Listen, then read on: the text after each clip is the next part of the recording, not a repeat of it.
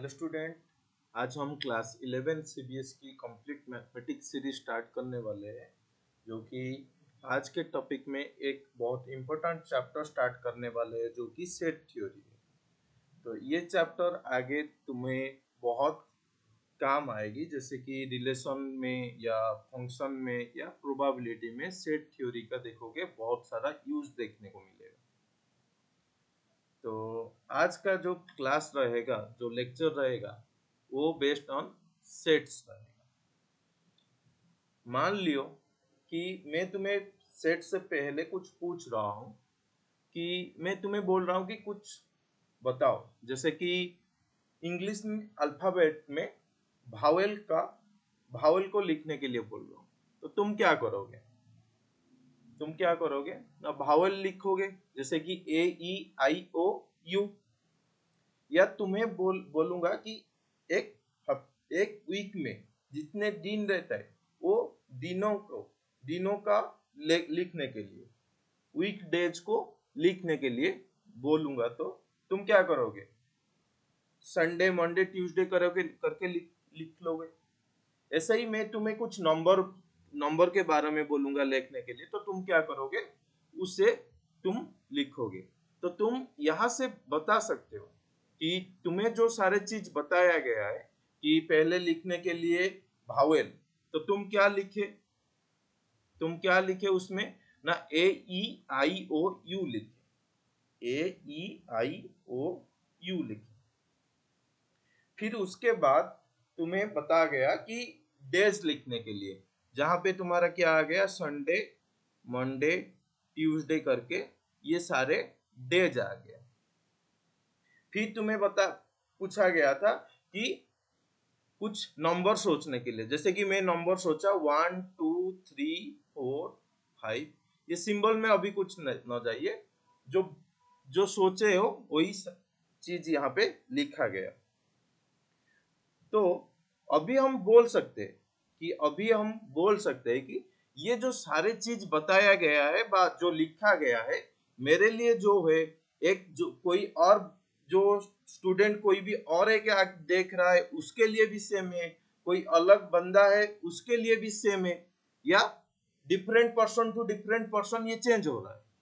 ये तो चेंज नहीं हो रहा, ये सेम है। मान लो कि यहाँ पे कोई तुम्हें पूछता कि बॉलीवुड इंडस्ट्री में कोई अच्छा सा सिंगर का नाम बता दो, यहाँ पे तुम देखते कि person to person best singer का नाम चेंज होता हुआ देखते ना। तो ये था बेसिक। मान लो कि अभी हम सेट के बारे में कुछ बताए नहीं, तो जहां पे सेट एक वेल डिफाइंड रहा,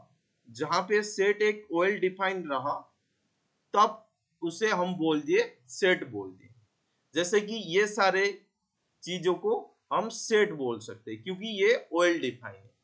लेकिन बॉलीवुड का सिंगर के बारे में बोले थे, बेस्ट सिंगर के बारे में पूछे थे, बेस्ट बॉलीवुड सिंगर, तो इससे हम नहीं बोलेंगे कि ये वेल डिफाइंड है, क्योंकि पर्सन टू पर्सन ये चेंज होता है। आइए देखते हैं सेट का डेफिनेशन क्या होगा। तो सेट का डेफिनेशन क्या होता है कि सेट में जो एलिमेंट्स रहता है या जो ऑब्जेक्ट रहता है, तो उसे हम एलिमेंट्स बोलते हैं। तो इस सेट कलेक्शन ऑफ क्या हो जाता है? डिस्टिंक्ट ऑब्जेक्ट हो जाता है या डिस्टिंक्ट एलिमेंट हो जाता है, और उसके साथ में वो वेल डिफाइंड भी होना चाहिए, तो वेल डिफाइन को हम समझे कि वेल डिफाइन का मतलब क्या हुआ कि पर्सन 1 2 3 4 जितने नंबर ऑफ पर्सन है सबके लिए सेम होना चाहिए, ना कि डिफरेंट पर्सन के लिए डिफरेंट आना चाहिए। ठीक है। डिस्टिंक्ट मतलब जो हम सेट लिए थे उसमें सेम टाइप का एलिमेंट दोबारा रखना की जरूरत नहीं है। तो ऑब्जेक्ट कुछ भी हो सकता है, अल्फाबेट भी हो सकता है, नंबर भी हो सकता है, या कुछ कलेक्शन भी हो सकता है। ठीक है। तो ये था सेट। तो सेट में जो एलिमेंट्स, जो ऑब्जेक्ट रहता है, उसे हम एलिमेंट्स कहते हैं या पॉइंट्स भी कहते हैं।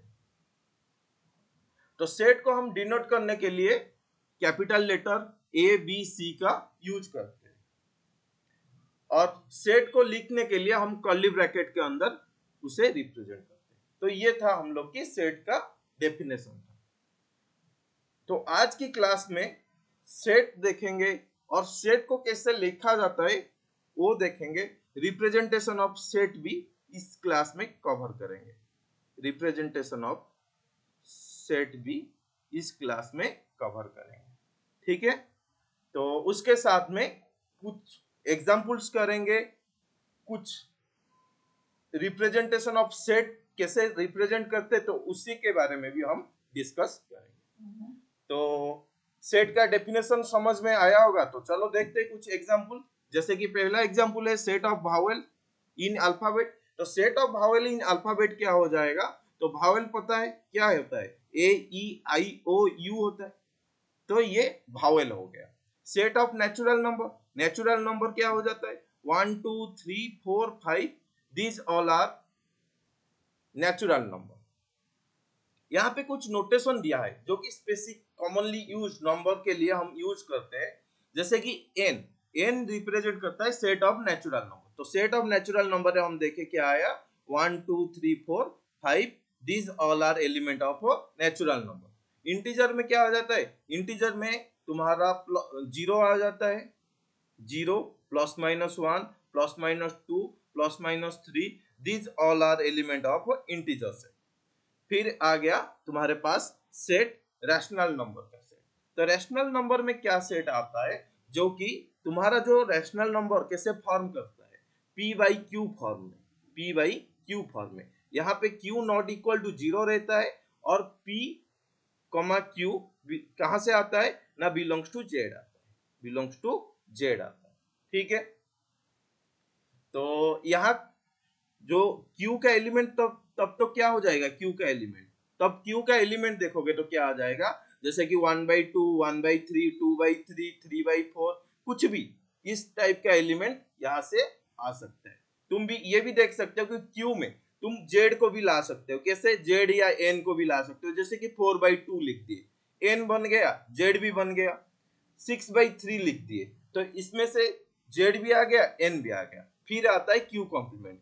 q कॉम्प्लीमेंट में तुम्हारा जो इरेशनल नंबर होता है, जो कि डेसिमल के बाद नंबर का कंटिन्यूअस चलता जाता है, एंड नहीं होता है, तो उसे इरेशनल नंबर कहा जाता है। जैसे कि √2 √3 pi e, these all are irrational number. फिर आ जाता है real number. Real number q और q कॉम्प्लीमेंट दोनों को मिला के तुम्हारा रियल नंबर आता है। तो यहाँ पे सिर्फ हमें लेटर को समझना था कि कौन सी नंबर किसके लिए, जो कौन सी लेटर कौन सी नंबर को रिप्रेजेंट करता है। तो हम बाद में पढ़ेंगे कि रियल वगैरह वगैरह ये सारे सेट हम पढ़ेंगे बाद में, ठीक है। तो ये था सेट का कुछ एग्जांपल्स था और कुछ रिप्रेजेंटेशन था सेट।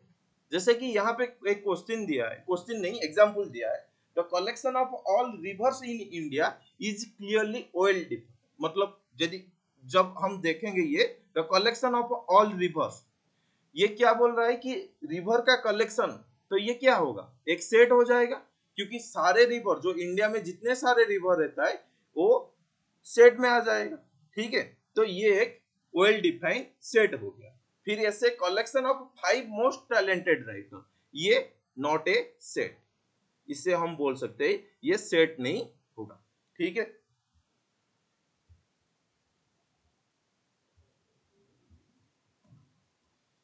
यहाँ पे कुछ क्वेश्चन दिया हूं जो कि सेट होगा या नहीं होगा ये देखना है। Which of the following collection are set, होगा तो सेट में क्या आ जाएगा। पहला बोल रहा है पहले पार्ट में a collection of natural number, तो नेचुरल नंबर लेस देन 50 के बारे में बता रहा है। तो यहाँ पे क्या आ जाएगा, इस वाले सेट में जो नेचुरल नंबर रहेगा जो कि लेस देन 50 होगा, तो सेट को नाम दिए ए, तो ए में क्या आ जाएगा नंबर 1 2 3 अप टू 50 से लेस, 50 से लेस क्या हो जाएगा 49 हो गया, तो ये तुम्हारा ट्रू हो गया, ये एक सेट बन गया। फिर ऐसे the collection of good hockey player in India, तो ये जो गुड हॉकी, यहाँ पे देखो कि एक टर्म आ रहा है गुड हॉकी प्लेयर, तो गुड हॉकी जो यहाँ पे टर्म आ गया ये सबके लिए सेम नहीं होता है। तो ये वाला टर्म वेल डिफाइन नहीं रहा, तो अभी हम इसे बोल सकते हैं कि false. The collection of all boys in your class, सारे बॉयज जो रहते तुम्हारे क्लास में उनके कलेक्शन को बोल रहा है, ये तुम्हारा सेट बन जाएगा। फिर ऐसे the collection of best actor in India, ये सिमिलरली बोल सकते हैं कि ये वेल डिफाइन नहीं है, जो कि फॉल्स है। ठीक है। फिर भी में बोल रहा है the collection of a prime integer, तो प्राइम इंटीजर यहाँ पे क्या बोल रहा है कि प्राइम इंटीजर की बात कर रहा है। तो प्राइम इंटीजर में क्या आ जाएगा कि 2, 3, 5 दीज ऑल आर इंटीजर, तो ये कलेक्शन में आ रहा है, तो इसे हम भी बोल सकते हैं कि ट्रू। फिर अभी बोल रहा है कि the collection of a real number that are solution of this the equation, जो यहाँ पे इक्वेशन है x square minus 2x plus 1 है, इसका सॉल्यूशन। तो इसके सॉल्यूशन मतलब क्या, रूट निकालने के लिए बात कर रहा है, जहां पे x का क्या ही वैल्यू लोगे जो ये इसे जीरो करा देगा। तो अभी इस इक्वेशन को सॉल्व करोगे तो x square minus 2x plus 1, ये बेसिकली क्या लिखा है, ये बेसिकली तुम्हारा x माइनस 1 का होल स्क्वायर लिखा है, जो कि जीरो है। तो यहां से तुम्हें x में क्या मिल रहा है, x इज इक्वल टू 1 मिल जा रहा है। तो जो सेट आएगा, इस वाले का सेट जो आएगा इसमें 1 आ जाएगा, तो ये वाला तुम्हारा ट्रू हो गया। फिर ऐसे बता रहा है कि the collection of all books that are interesting to read, ये पर्सन टू पर्सन चेंज होता रहता है कि इंटरेस्टिंग टू रीड का मतलब कि मेरे को जैसे बुक पसंद है, एक अदर पर्सन को वो बुक आइदर पसंद हो सकता है, नहीं भी हो सकता है, तो तब तो वो पर्सन टू पर्सन क्या हुआ, चेंज हुआ ना। तब अभी हम इसे क्या बोल सकते हैं कि ये एक वेल डिफाइंड सेट नहीं रहा, तो इसे हम फॉल्स बोल सकते हैं। The collection of a prime number of the form 4n plus 1 where n belongs to natural number, तो 4n प्लस 1, तो नेचुरल नंबर 1 डालो, 1 डालोगे तो क्या आ रहा है, 4 इंटू 1 प्लस 1 5 आ रहा है, 5 एक प्राइम नंबर, और इसे हम लिख सकते हैं कि 4n प्लस 1 टाइप के। अभी 2 डालो, 2 डालोगे तो 9 आ जाएगा, 4 इंटू 2 प्लस 1, 3 डालोगे तो 13 आ रहा है, 13 इस वाले सेट में आ जाएगा। अभी 6 4 डालो तो 17 आ रहा है, तो 17 भी इस वाले सेट में आ जाएगा। तो ये तुम्हारा एक वेल डिफाइंड सेट व कलेक्शन हो गया। तो अभी इसे हम बोल सकते हैं कि ये तुम्हारा एक सेट होगा। फिर ऐसे the collection of all month of a year having exactly 30 days, तो जो जिस मंथ में तुम्हारा 30 डेज रह रहा है, तो उसी का कलेक्शन के बारे में बता रहा है। जैसे कि अप्रैल हो गया, जून हो गया, ये ऑल आर जो कलेक्शन आएगा, ये तुम्हारा एक कलेक्शन बन जाएगा, तो ये भी तुम्हारा ट्रू बन जाएगा। The collection of all beautiful painting in the world, फिर यहाँ पे एक वर्ड यूज हो रहा है ब्यूटीफुल, तो ये ब्यूटीफुल सबके लिए सेम नहीं रहता है, तो अभी इसे बोल सकते हैं कि ये नॉट वेल डिफाइंड सेट, तो ये क्या हो गया, तुम्हारा फॉल्स हो गया। ठीक है। यहाँ पे कुछ सिंबल्स दिया हूं जिसका हम मतलब समझेंगे और कहां पे ये यूज होता है, तो वो देखेंगे। तो पहला सिंबल क्या बोल रहा है, बिलोंग्स टू, और दूसरे डज नॉट बिलोंग्स टू, ऐसे करके कुछ सिंबल्स दिया है। ठीक है। तो अभी जो सिंबल है बिलोंग्स टू, तो बिलोंग्स टू का मतलब क्या है, बिलोंग्स टू का मतलब ये है कि कोई एक एलिमेंट या ऑब्जेक्ट मान लो उसी सेट से आ रहा है या वहां से आ रहा है, तो हम बोल सकते हैं कि ये बिलोंग्स टू का सिंबल यूज करेगा। जैसे कि मैं एक सेट दे रहा हूं, a इक्वल टू 1 2 3 4 दिया है या 5 दिया है, ऐसे कुछ करके सेट दिया है। मान लो कि मैं अभी पूछूंगा कि 1 बिलोंग्स टू a, तो इसके मतलब क्या हुआ, 1 एलिमेंट ऑफ ए है क्या, तुम देखो कि ए का एलिमेंट क्या है, 1 2 3 4 5, तो इसके मतलब क्या हो गया कि 1 एलिमेंट है किसका ना, एक। ठीक है। तो बिलोंग्स टू का मतलब ये था कि एलिमेंट होना चाहिए, उसी सेट का एलिमेंट हो तो वहां पे हम बिलोंग्स टू यूज करते। Does not belongs to, element ना हो तो उसे लिखते। एम्प्टी सेट मतलब कुछ भी उसी सेट में कुछ ना हो। फिर आ जाएगा subset symbol, proper subset, superset, union, intersection, equal to, not equal to, ये सारे सिंबल का हम मतलब जो पढ़ेंगे, जब टाइप्स पढ़ेंगे सारे सिंबल का यूज आएगा। फिर सच दैट हम यूज करते हैं जब कुछ रिप्रेजेंट मतलब लिखना है। मान लियो कि x such that x, x का मतलब क्या है, एक्स का मतलब क्या है, मतलब एक्स तुम जो लिखे हो उसका मतलब क्या है, तो हम उसी टाइम में सच दैट का यूज करते। तो x such that x, x is a integer. तो इसके मतलब क्या हो गया कि यहाँ पे जो एक्स है, एक्स तुम्हारा इंटीजर है। यहाँ पे इंप्लाइज टू का यूज देखेंगे। इंप्लाइज का मतलब क्या हो गया, जैसे कि x plus 5 is equal to 0 दिया है, दैट इंप्लाइज यूज किए होगे क्लास 10 9th में, that implies x is equal to क्या हो गया, -5 हो गया। ये था इंप्लाइज। डज नॉट इंप्लाइज का मतलब क्या होगा, जब नहीं हो रहा होगा। डज नॉट इंप्लाइज यहाँ पे हम लिख सकते हैं ना, x does not implies x is equal to 4। x कभी भी इंप्लाइज नहीं कर रहा है कि x 4 है। देयर एग्जिस्ट मतलब यहाँ पे कुछ मिल रहा है, एक देयर एग्जिस्ट मतलब यहाँ पे कुछ मिल रहा है जो कि इसे सेटिस्फाई कर रहा है। देयर डज नॉट एग्जिस्ट मतलब कुछ नहीं मिल रहा है। फॉर ऑल मतलब सारे के लिए ये सेटिस्फाई कर रहा है, सारे के लिए ये सेटिस्फाई कर रहा है। इफ एंड ओनली का मतलब होता है कि दोनों साइड से इंप्लाइज करना, दोनों साइड से इंप्लाइज करना। सही है, तो सिंबल आ गया होगा, तो सिंबल का रिलेटेड कुछ एग्जांपल्स देख लेते हैं कि सिंबल कैसे यहाँ पे लगता है। पहला क्वेश्चन देखोगे तो if 3 is a element of A set ए, यहाँ पे क्या बोल रहा है, 3 इज ए एलिमेंट किसका ना, ए का। देखो ए में भी सी प्रेजेंट है, तो इसके मतलब हम यहाँ पे क्या यूज करेंगे, 3 बिलोंग्स टू ए यूज करेंगे। ठीक है, फिर पूछ रहा है 7 is a not set of B, 7 B set का एलिमेंट नहीं है, तो इसके मतलब में यहाँ पे डज नॉट बिलोंग्स टू का सिंबल आ जाएगा। तो ये जो सारे क्वेश्चन मैं करा रहा हूँ या एग्जांपल दे रहा हूँ, पहले तुम सोचना और मैं जो बता रहा हूँ वो मैच कर रहा है या नहीं कर रहा है, इसमें तुम थोड़ा रुक के देखना।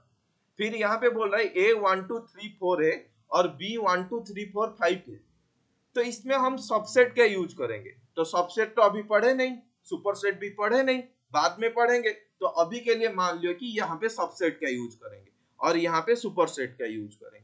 यहाँ पे क्या बोल रहा है कि if x is even, x is divisible by 2। तो ये देखो यहाँ पे क्या हो रहा है, क्या बोल रहा है ना, if x is even, x even है तो वो डिविजिबल होगा 2 के साथ में। मान लो कि 2 किसे डिविजिबल कर रहा है, तो इसे भी हम क्या बोल सकते हैं, इवन बोल सकते हैं। क्या बोला कि एक्स इवन है तो ये डिविजिबल बाय 2 होगा, डिविजिबल बाय 2 होगा। मान लियो कि 2 जो नंबर है, मेरे पास एक नंबर है जो कि डिविजिबल बाय 2 है, उसे तो हम बोल सकते हैं ना ये इवन नंबर है। तो ये देखो दोनों साइड इंप्लाइज कर रहा है, ये क्या कर रहा है ना, दोनों साइड इंप्लाइज कर रहा है। तब इसे हम इफ एंड ओनली का सिंबल यूज करा सकते हैं। यहाँ पे बोल रहा है कि इफ एक्स ग्रेटर देन 2 है, एक्स ग्रेटर देन 2 है तो एक्स ग्रेटर देन 1 होगा। मान लियो कि एक्स एक नंबर है जो कि 2 से बड़ा है, तो 2 से 1 तो छोटा है, जो स्मॉलर है। 2 से 1 क्या है, स्मॉलर है। तो x क्या है, 2 से बिगर है। तो जब 2 से बिगर है और 2 से 1 जो स्मॉलर है, तो अभी हम ये डायरेक्ट इंप्लाइज कर सकते हैं ना, x जो होगा वो 1 से बिगर ही होगा। तो यहाँ पे इंप्लाइज का सिंबल आ जाएगा। समझ में आ रहा है होगा, ठीक है। तो अभी देखते हैं कि क्या यहाँ पे बोल रहा है, x belongs to natural number x plus 0 is equal to x। तो अभी यहाँ पे x को कुछ भी लो, यहाँ पे कुछ भी x लो, x को 1 2 3 4 5 6 7 8 जब तुम 0 के साथ में ऐड करोगे तो तब वो क्या दे देगा, x ही देगा। तो यहाँ पे क्या हो गया ना, सारे x के लिए ये कंडीशन सेटिस्फाई कर रहा है, तो फॉर ऑल लग गया। फिर यहाँ पे बोल रहा है कि x belongs to natural number x square is equal to 4। ऐसा कोई नंबर मिल सकता है ना कि जिसका स्क्वायर करेंगे तो 4 आ जाएगा। हाँ मिलेगा, क्या है वो नंबर 2 है, क्योंकि x square is equal to 4, जब इसे हम स्क्वायर रूट बनाते हैं x is equal to plus minus 2 आता है। लेकिन बोला क्या है, नेचुरल की बात कर रहा है, बात किसकी कर रहा है, नेचुरल की बात कर रहा है। तो नेचुरल में सिर्फ 2 आ जाएगा, तब इसे हम बोल सकते हैं कि दे आर एग्जिस्ट एक्स, जो कि नेचुरल नंबर से आ रहा है जिसके वैल्यू 4 होगा। ऐसे ही एक्स स्क्वायर का इक्वल टू क्या होगा -4। ऐसा कोई नंबर नहीं है जिसका तुम स्क्वायर कर लोगे तो -4 हो जाएगा। तो there does not exist x जो कि बिलोंग्स कर रहा है नेचुरल नंबर या किसी भी नंबर सेट भी ले सकते हैं कि वो तुम्हारा क्या होगा कि -4 दे देगा। फिर ऐसा ही एक 10th वाले प्रॉब्लम बोल रहा है x इंटू 0 0। ये जो x तुम्हें पता है कि हम किसी भी नंबर में एक जीरो का मल्टीप्लिकेशन कराते तो क्या आता है, जीरो ही आता है। तो इसे बोल सकते हैं कि यहाँ पे जो x इंटू 0 क्या हो जाएगा ना, जीरो ही हो जाएगा। लेकिन यहाँ पे बोल रहा है x होगा, ये तो कभी भी पॉसिबल नहीं है। तो there does not exist, there does not exist, ऐसा कोई x नहीं मिलेगा जो कि जीरो देगा। ठीक है, फिर आता है कि रिप्रेजेंटेशन ऑफ सेट। हम सेट को रिप्रेजेंट करने के लिए हम दो मेथड का यूज करते हैं, एक रोस्टर फॉर्म, एक सेट बिल्डर। ठीक है, तो यहाँ पे देखो कि सेट को जो रोस्टर फॉर्म होता है या टैबुलर फॉर्म बोलते हैं, तो उससे हम क्या करते हैं, एक ब्रैकेट के अंदर उसका एलिमेंट सारे को लिख के रखते हैं। ब्रैकेट के अंदर उसका जो सारे एलिमेंट है उसे हम लिख के रखते हैं। जैसे कि a इक्वल टू 1 2 3 4 हो गया, या a में जो नेचुरल नंबर था ये सारे रोस्टर फॉर्म में आ जाता है। ये सारे जो लिखा होता है रोस्टर फॉर्म में आ जाता है। जैसे कि पहला क्वेश्चन दिया है कि a equal to set of all factor of 24। ठीक है, तो क्या हो जाएगा, तो यहां पे तुम देख सकते हो कि 24 48 दीज ऑल आर फैक्टर बन जाएगा 24 का। फिर बोल रहा है कि set of all prime number between 50 and 70।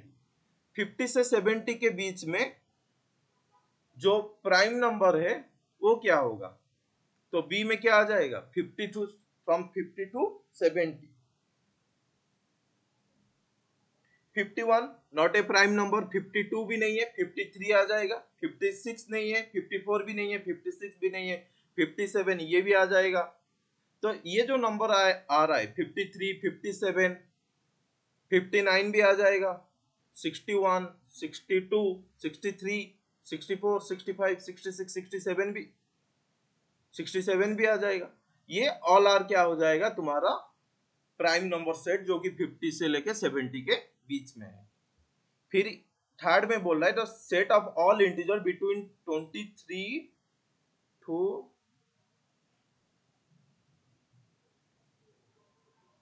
3 to 11। ये कुछ अलग ही दे रहा है, चलो ये चेंज कर देते हैं कि सेट ऑफ ऑल इंटीजर जो बोल रहा है, मान लो कि -4 से लेके -4 टू लेके 4 तक, तो यहाँ पे क्या आ जाएगा, तो बी वाले सेट में व सी वाले सेट में क्या आ जाएगा, -4 -3 -2 -1 0 1 2 3 4 दीज ऑल आर क्या हो जाएगा तुम्हारा जो ऑल इंटीजर जो कि लाई कर रहा है। फिर डी में बोल रहा है कि set of all integer, set of all constants in English alphabet which, ऐसा तो कोई एलिमेंट ही नहीं मिलेगा कि अल्फाबेट में कांस्टेंट जो प्रीसीड कर रहा है के को। ठीक है, तो यहाँ पे नॉल सेट एम्प्टी सेट बन जाएगा।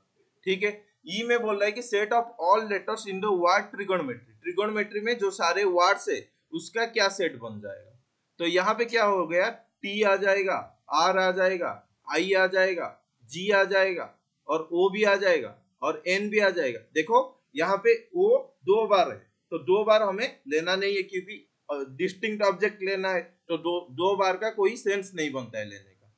फिर अभी देखोगे तो यहाँ पे एम भी आ जाएगा इस वाले सेट में, ई भी आ जाएगा, टी ऑलरेडी गया है, तो आर और सॉरी आर भी गया है और वाई, ये सारे लेटर इस वाले सेट का हो जाएगा। Set of all months having 30 days, already discuss किए सेट ऑफ ऑल मंथ जो कि 30 डेज है। ठीक है,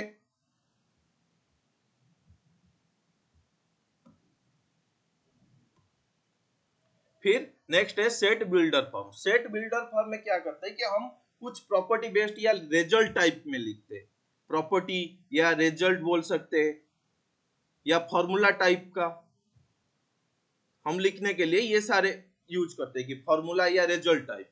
ठीक है, तो तो यहाँ पे एक सेट दिया है, right the set A1357 in the set of builder form. तो सेट बिल्डर फॉर्म लिखने के लिए हम पहले यूज करते हैं एक्स सच दैट एक्स। तो एक्स कैसा है उसके बारे में अभी डिफाइन करना है। तो अभी ये जो सेट है ए वाला सेट, तो क्या लिखेंगे, एक्स सच दैट एक्स, जो कि 1357 दिया है। तो तुम अभी देख सकते हो ये एक तो पहले क्या हो रहा है ना, ऑड नंबर हो रहा है जो कि 8 से छोटा है, या बोल सकते हैं 9 से भी छोटा है, या ये भी बोल सकते हैं कि ये एक प्राइम नंबर है जो कि इन बिटवीन 10 भी बोल सकते। तो दोनों टाइप में हम लिख सकते हैं, x such that x, x is a prime number, नहीं प्राइम नंबर नहीं बोल सकते क्योंकि यहाँ पे 1 भी है और 2 भी नहीं है, तो ये तो प्राइम नंबर नहीं हो सकता है, ये तो गलत हो जाएगा। तो ये क्या हो गया, x is a odd number, x is a odd number जो कि 1 से बड़ा है, मतलब ग्रेटर देन इक्वल टू, और लेस ग्रेटर है, और लेस देन इक्वल टू क्या है, 7 है, लेस देन इक्वल टू 7, या कोई भी बोल सकता है कि 0 से बड़े ग्रेटर है, और x less than equal to, sorry less than to 8 भी है, ये भी बोल सकता है।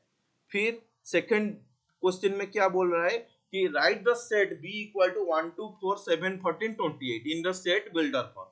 सेट बिल्डर फॉर्म में लिखना है, ऐसे ही रिप्रेजेंट करना है, x सच दैट x 1 2 4 7 14 28। तो ये कुछ फॉलो कर रहे, देखो पहले क्या दिया है ना 1, फिर उसके बाद में 2, फिर उसके बाद में 4, फिर उसके बाद में क्या दिया है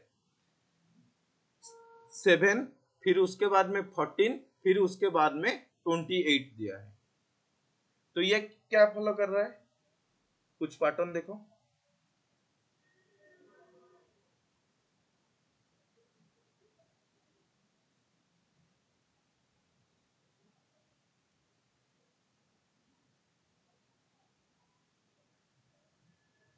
मल्टीपल लिख सकते हैं, वन वन को तो सिर्फ ऐसे ही लिख सकते हैं एन के जैसे। टू को कैसे लिख सकते हैं, 2 इंटू 1 के जैसे लिख सकते हैं। 4 को कैसे लिख सकते हैं, 2 इंटू 2 के जैसे लिख सकते हैं। 7 को क्या करेंगे,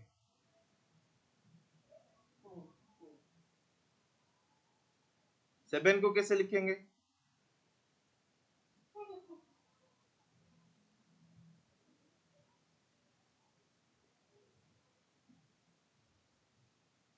7 को क्या लिख सकते हैं, या 14, 14 तो लिख जाएगा कि 7 इंटू 2 का मल्टीपल है।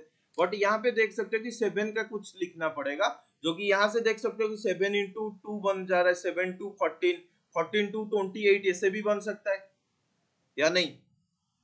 तो अभी ये क्या लिख सकते हैं, अभी जो ये टर्म है ये किसे, इसे हम क्या लिख सकते हैं, एनी आइडिया।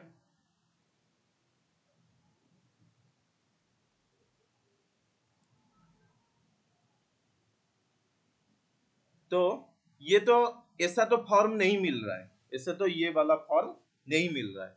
तो यहां से अभी हम क्या बोल सकते हैं,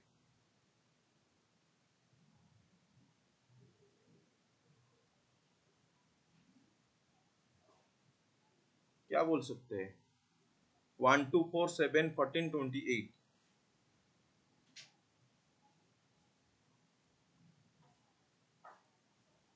ये एक पैटर्न भी दिख रहा है, देखो कि यहाँ पे 28 14 7 4 2 और जो 1 दिया है, ये 28 का फैक्टर है ना। यहाँ पे जो नंबर है 28 का फैक्टर है, कि 28 का डिविजिबल 14 करो, 28 को 7 से डिविजिबल करो, या 4 से डिविजिबल करो, या 2 से डिविजिबल करो, या 1 से डिविजिबल करो। तो ये एक फैक्टर है किसका ना, 24 का। तो अभी हम ये बोल सकते हैं कि x such that x is a factor of 28, factor of 28। ठीक है। फिर ये जो थर्ड वाले में बता रहा है, राइट c इक्वल टू 2 4 8 16 32, 2 4 8 16 32। यहाँ पे डायरेक्ट पैटर्न दिख रहा है, ये 2 से 4, 4 से 2, 8 2, 16 2। मतलब यहाँ पे जो n है, n इवन है, नहीं नहीं n तुम्हारा 2, यहाँ पे बोल सकते हैं कि 2 इंटू 1 इसे बोल सकते हैं, यहाँ पे 2 बोल सकते, या हाँ यहाँ पे 2 बोल सकते, मतलब ये 2 का स्क्वायर जैसे चल रहा है कि 2 का स्क्वायर, 2 का क्यूब, 2 के पावर में 4, 2 के पावर में 5। तो अभी ये बोल सकते हैं कि जो सी है क्या, सी एक्स सच दैट एक्स, जो कि x इज इक्वल टू 2 के पावर में n कहां से क्या ले रहा है, n belongs to natural number ले रहा है, और n कितने नंबर ले रहा है, 1 से 1 को ले रहा है, और 1 2 3 4 5 और 5 तक जा रहा है, 1 से लेके 5 तक जा रहा है। ठीक है, फिर फोर्थ वाला देखो, फोर्थ वाला में क्या दिया है, 4 7 10 13 16 इन the set of builder form में हमें लिखना है। तो यहाँ पे क्या आ जाएगा सेट, यहाँ पे क्या आ जाएगा सेट में, तो यहां तुम देखोगे तो यहाँ पे 4 दिख रहा है, यहाँ पे 7 दिख रहा है, मतलब 4 प्लस 3 हो रहा है, यहाँ पे भी प्लस 3 हो रहा है, यहाँ पे भी प्लस 3 हो रहा है, यहाँ पे भी प्लस 3 हो रहा है। तो इससे कुछ पैटर्न लिख सकते हैं क्या, ये नेक्स्ट टर्म सम हो रहा है, तो ऐसे तो नहीं लिख सकते। लेकिन यहाँ पे और एक चीज देखो कि 3 प्लस 1, यहाँ पे 3 इंटू 2 प्लस 1, और यहाँ पे 3 इंटू 3 प्लस 1, यहाँ पे 3 इंटू 4 प्लस 1, 3 इंटू 4 प्लस 1, ऐसे ही पैटर्न चल रहा है। तो अभी से हम ये लिख सकते हैं E is equal to x such that x equal to 2n plus 1, sorry 3n plus 1। यहाँ पे n क्या है, n बिलोंग्स टू नेचुरल, और n क्या है, n 1 से ग्रेटर देन इक्वल टू 1 और लेस देन इक्वल टू क्या है ना, 3 4 जा 3 5 लेस देन इक्वल टू 5। ठीक है, तो ये वाला सेट हो गया। अभी एक ऊपर एक एग्जाम्पल जो था, मैं वहां पे थोड़ा एक गलत बता दिया कि गलत क्या है, वहां पे फैक्टर था, मैं यहाँ पे मल्टीपुल लिख के आ गया, ये वाला, तो ये गलत है। ठीक है, तो यहाँ पे फैक्टर दिया है, तो फैक्टर में क्या आ जाएगा, तो फैक्टर में तुम्हारा 24 का फैक्टर क्या, 1 2 3 4 6 8 और क्या 4 6 8 3 12 और 24, ये सारे फैक्टर है किसका ना 24 का। ठीक है, तो ये वाला थोड़ा गलत था, सॉरी, तो ये थोड़ा लास्ट को बता दिया हूं, देख लेना। ठीक है, तो ये क्या लिखे थे, सेट बिल्डर फॉर्म का कंप्लीट। ठीक है, तो आज का क्लास में इतना ही था। थैंक यू, मिलते हैं फिर नेक्स्ट लेक्चर में, जो कि इसका कुछ एक क्वेश्चंस रहेगा और कुछ नया देखेंगे जो सेट का टाइप से। ठीक है, तो मैं आशा करता हूँ कि क्लास तुम्हें अच्छा लगा होगा। तो क्लास अच्छा लगी होगी तो तुम्हारा दोस्त वगैरह से शेयर करिए, और क्लास में लाइक कर दीजिएगा, और कहीं पे डाउट होगा तो कमेंट कर दीजिएगा। तो हम जो नेक्स्ट लेक्चर आएगा उसमें हम उसे एक्सप्लेन करा देंगे या बता देंगे क्या है क्या नहीं है। ठीक है, तो प्लीज जुड़े रहिए और साथ साथ चलिए। मैं तुम्हें प्रॉमिस कर रहा हूं कि तुम्हारा क्लास 11 अच्छे से निकालने के लिए मैं रेस्पॉन्सिबिलिटी ले रहा हूं। ठीक है, थैंक यू।